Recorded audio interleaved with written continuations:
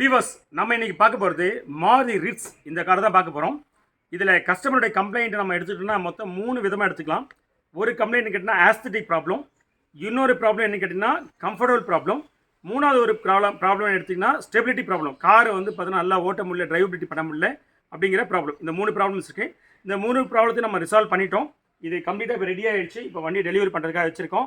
இந்த வண்டியில் என்ன பண்ணியிருக்கோம் அப்படிங்கிறத நான் ப்ரீஃப் பண்ண போகிறேன். இப்போ ஆஸ்தட்டிக் ரெலவெண்ட்டாக என்னென்ன ஒர்க் பண்ணியிருக்கோம் அப்படின்னா, இந்த வண்டியில் வந்த பம்பர் இதுதான். இங்கே பாருங்கள்,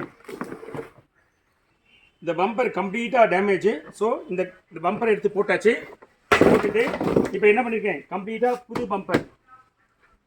அது புது பம்பர் பிளாக்ல தான் கிடைக்கும். மாறுதில் பிளாக் வாங்கிட்டு ஃபுல்லாக பெயிண்ட் அடித்தாச்சு. இப்போ இந்த பம்பர் ப்ராப்ளம் சால்வ் பண்ணியாச்சு.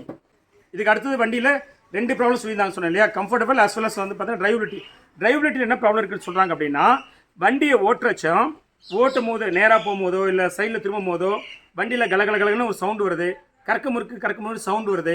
வண்டியை ஓட்டும் போது வந்து பார்த்தீங்கன்னா ஒரு ஸ்டெபிலிட்டி இல்லை, ஒரு மாதிரி பார்த்தீங்கன்னா வாப்லிங் மாதிரி ஆகுது. ஸ்டேரிங் வந்து பார்த்தீங்கன்னா பிடிச்சா கொஞ்சம் ஒரு ஷேக்கோடு ஓடுது, ஒரு கான்ஃபிடென்ட்டாக கட் பண்ண முடியல, ஒரு பயமாக இருக்குது. அந்த மாதிரி ஒரு ப்ராப்ளம்லாம் இருக்குது அப்படின்னு சொல்லியிருந்தாங்க கஸ்டமரு. வண்டியோட சஸ்பென்ஷன் ரொம்ப மோசமாக இருக்குது. பேரிங் நாய்ஸ் இருக்கு. சென்ட்ரல் லாக் ஆகல. பவர் விண்டோ இது ஆப்ரேட் பண்ணேன், பேக்கில் ரியரில் ஆப்ரேட் ஆகல இல்லையா? சரி, ஓகே. அது ஸ்டேரிங்கில் ஒரு ஷேக் இருக்குது. ஸ்டேரிங்கில் ஒரு ஷேக் இருக்கு. இதுக்கு இந்த ஷேக் ஆகுது.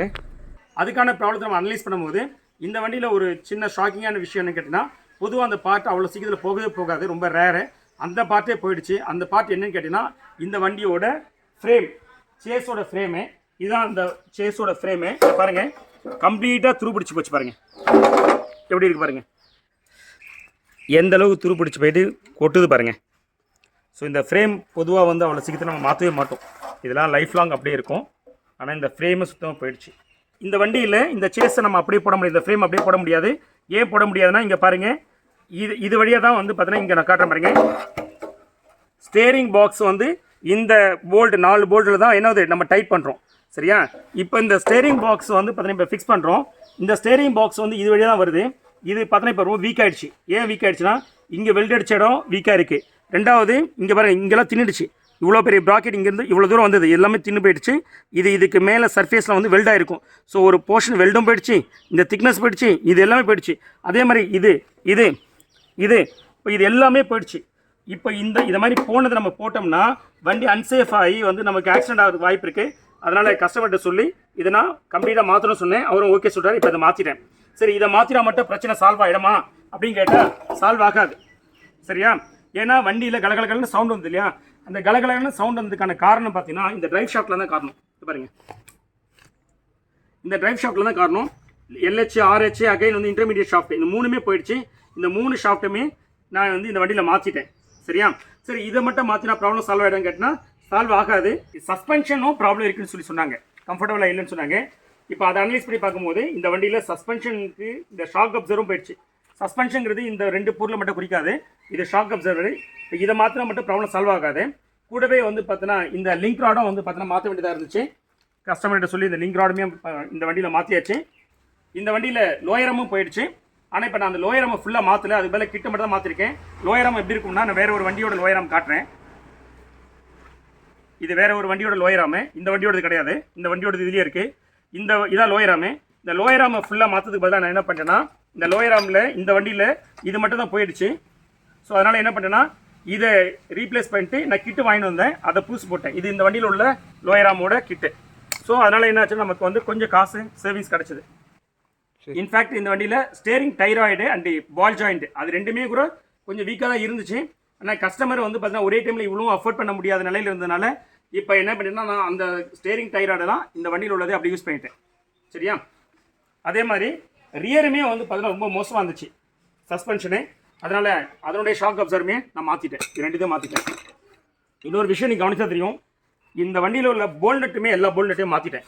இங்கே பாருங்கள், இந்த போல்நட்டு எந்த அளவுக்கு துரு பிடிச்சி போயிட்டு, இந்த பாருங்கள், இதான் இதனோட போல்ட்டு சைஸ் லென்த் இருக்குன்னா, இங்கே பாருங்கள் எப்படி இவ்வளோ பெரிய டயமீட்டர் எப்படி வந்து பார்த்தீங்கன்னா துரு பிடிச்சி போயிருக்கு, எவ்வளோ துரு பிடிச்சி போயிருக்கு. நான் இதை ஃபுல்லாக மாற்றிட்டேன், இதெல்லாமே போயிடுச்சு. இதை மாற்றும் போது இப்போ இதெல்லாம் சுமாராக இருக்குன்னு நான் மாற்றாமலாம் இல்லை, இதையும் மாற்றிட்டேன். போல்நெட்டில் பொறுத்தவரை கம்பனைஸ் பண்ணாதீங்க, அதில் போய் காசு எதுவும் மிச்சப்படுத்தாதீங்க, அதெல்லாம் சுத்தமாக மாற்றிடுங்க. ஏன்னா ஒருவேளை அது நம்ம டைட் பண்ணும் போது லூஸ் பண்ணும்போது உடஞ்சிருச்சு அப்படின்னா அதுக்கப்புறம் என்ஜின்லேருந்தோ இல்லாட்டி வந்து நம்மளுடைய ஓவரால் சஸ்பென்ஷன் வந்து கழட்டி மாற்றத்தில் ரொம்ப சிரமமாயிடும், ரொம்ப காஸ்ட்லி ஆகிடும். வெல்டிங் ப்ராசஸ் பண்ணிருக்கும், கட்டிங் ப்ராசஸ் பண்ணிருக்கும், தேவையில்லாமல் வந்து பார்த்தீங்கன்னா சில பார்ட்ஸை வெட்டி எடுக்க வேண்டியிருக்கும். இந்த மாதிரி தொழிலாக இருக்கும். அதனால் இதெல்லாம் மாற்றிடுங்க. வேலையும் கூட்டிடும், 2 நாள் 3 நாள் ஆகிடும் சின்ன வேலை. சரியா? ஸோ இப்போ இதெல்லாம் முடிச்சாச்சு. கூடவே இந்த ஒர்க்கு பண்ணும்போது வந்து கஸ்டமர் என்ன சொல்கிறாங்கன்னா, சார் ஜென்ரல் சர்வீஸும் பண்ணி கொடுன்னு சொல்கிறாரு. இப்போ அது கம்ப்ளீட்டாக என்ன பண்ணுறோன்னா, அந்த ஆயில் சேஞ்ச் பண்ணிட்டோம், இன்ஜின் ஆயில் சேஞ்ச் பண்ணிட்டோம், தென் கியர் பாக்ஸ் ஆயிலும் மாற்றிட்டோம். நிறைய நேரம் உங்களில் சில பேர் கியர் பாக்ஸ் ஆயில் மாற்ற மாட்டேங்கிறீங்க. கியர் பாக்ஸ் ஆயில் ஒரு குறிப்பிட்ட கிலோமீட்டர் ஓடுனதுக்கு அப்புறம் மாற்றிடுங்க, இல்லாட்டி கியர் பாக்ஸ் வீணாக போயிடும். சில பேர் சொல்லுவாங்க கியர் பாக்ஸ் ஆயில் மாற்ற வேண்டான்னு. நான் ரெக்கமெண்ட் பண்ணுறது கியர் பாக்ஸ் ஆயிலை பீரியடிக்காக மாற்றுங்க. ரெகுலராக ஒவ்வொரு ஜென்ரல் சர்வீஸ் மாற்றலாலும் அட்லீஸ்ட் ஆல்டர்னேட்டிவோ இல்லாட்டி ட்வைஸ் ஒன்ஸோ மாற்றிடுங்க. அதே மாதிரி கம்ப்ளீட்டாக வந்து கூலண்ட் ஆயில் மாற்றிட்டேன். பிரேக் ஆயிலெலாம் வந்து டாப் பண்ணியாச்சு. இந்த ஃபில்டர்ஸ்லாம் இப்படி தான் பாருங்கள், கேபின் ஃபில்டர்ஸ் எவ்வளோ மோசமாக இருக்குது பாருங்கள், தெரியுதுங்களா? ஏர் ஃபில்டரையும் மாற்றிட்டேன். பாருங்கள் ஏர் ஃபில்டர் எப்படி இருக்கு பாருங்கள், ஃபங்கஸ் ஆகி இருக்கு பாருங்கள். ஸோ இந்த மாதிரி இருந்தால் என்ன ஆகும், உங்களுக்கு பிக்கப் இருக்காது, மைலேஜ் வராது பாருங்கள், ரொம்ப மோசமாக இருக்குது. ஸோ ஏர் ஃபில்டரும் மாற்றியாச்சு, டீசல் ஃபில்டரும் மாற்றியாச்சு, ஆயில் ஃபில்டரும் மாற்றியாச்சு. ஸோ கம்ப்ளீட்டாக இந்த வண்டியில் வந்து பார்த்தீங்கன்னா ஜென்ரல் சர்வீஸுமே கம்ப்ளீட்டாக முடிச்சாச்சு. இந்த சென்ட்ரல் லாக் ஒர்க் ஆகலை. இது ஒரு பார்த்தீங்களா, இந்த சென்ட்ரல் லாக் ஒர்க் ஆகலை. இந்த ஒர்க் ஆகாத காரணம் சுவிட்சோ இல்லை ஒயரிங் சர்க்யூட்டோ காரணம் இல்லை. இந்த வண்டியில் உள்ள இந்த பிசிஎம் தான் ஃபால்ட்டு.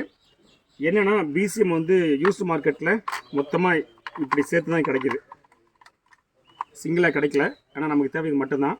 ஸோ அதனால் இதை ஊற வச்சுட்டு இந்த பிசிஎம் எடுத்து இப்போ இங்கே இருக்க இந்த இதை காட்டிடணும். இங்கே இருக்குது, இதை காட்டிட்டு இங்கே பார்த்தா தெரியும், இங்கே பாருங்கள், இதான் இந்த பிசிஎம். ப்ரெசைஸாக சொன்னால் இதான் பிசிஎம். இதை தான் மாற்ற போகிறோம். அதுதான் இந்த ஊருக்கு பாருங்கள், இந்த பிசிஎம் எடுத்து போய்ட்டு மாற்ற போகிறோம். மாற்றி ப்ராப்ளம் சால்வ் ஆகிடுச்சுன்னு செக் பண்ணிடலாம் வாங்க. 4 டோருமே சென்ட்ரலாக ஒர்க் ஆகுது. சரிங்களா? கம்ப்ளீட்டாக அந்த வண்டி ரெடி பண்ணியாச்சு, வீல் அலைன்மெண்ட்டும் பண்ணியாச்சு. இந்த முன்னாடி கலக்கலக்கன்னு சவுண்டு வரும், டக்க டக்க டக்கு, அது மாதிரி ஏதாச்சும் ஒரு மாதிரி சவுண்டு வரும். அந்த மாதிரி எந்த சவுண்டும் வரல, நல்லாயிருக்கு. அதேமாதிரி இந்த ஸ்டேரிங் வந்து பார்த்தீங்கன்னா முன்னாடி வந்து ஒரு கான்ஃபிடென்ட் இருக்காது, ஒரு மாதிரி லைட்டாக ஒரு ப்ளே இருக்கும். அந்த ப்ளேலாம் இப்போ இல்லை. அதே மாதிரி ஒரு பக்கம் இந்த இழுக்கிறது முன்னாடி இருந்தது ஸ்டேரிங்கு, அதெல்லாமே இப்போ இழுக்கல. இங்கே பாருங்கள், நல்ல ஒரு ரேடியஸை கட் பண்ணுறேன், நல்ல கான்ஃபிடென்ட்டாக கட் பண்ண முடியுது. அந்த ஸ்டேரிங்கோடைய அந்த கேலிப்ரேஷன்ஸ் ரொம்ப நல்லாவே வந்துருச்சு இப்போ. ஸோ முன்னாடி ஸ்டேரிங்கை மாற்ற வேண்டியது இருக்குமோன்னு டவுட்டாக இருந்தது. இப்போ இந்த ஒர்க்கெலாம் பண்ணதுக்கப்புறம் ஸ்டேரிங்கை மாற்ற வேண்டிய அவசியமே இல்லை, கரெக்டாக ரெக்கமெண்ட் வந்துருச்சு. So I am happy. Viewers, நம்ம சேனல் இது வரைக்கும் சப்ஸ்கிரைப் பண்ணாமல் தான் please subscribe and bell button அழுத்துருங்க. ஸோ தட் நான் போடுற வீடியோ உங்களுக்கு அப் டு டேட் வந்துகிட்டே இருக்கும். Thanks viewers.